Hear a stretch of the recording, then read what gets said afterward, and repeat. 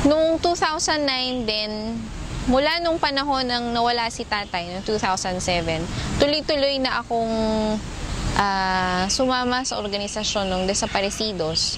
Ito yung organisasyon ng mga pamilya ng mga biktima ng sapilitang pagkawala.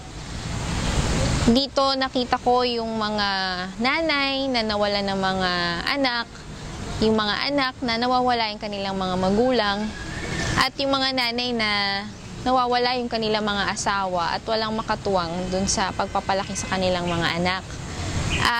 Habang hinahanap ko si tatay, sila yung mga kasama ko na naghahanap sa aking ama, at kasama rin nila ako na hinahanap rin nila yung kanilang mga anak. So nakakita ako ng pamilya, ng magulang sa kanila. 2009 din, alam ko lumabas ang resolution ng Court of Appeals na nagsasabing dinismiss yung kaso na isinampa namin na writ of habeas corpus at writ of amparo para dun sa aking magulang, kay nanay tsaka kay tatay, kay Leo Velasco at kay Elizabeth Principe.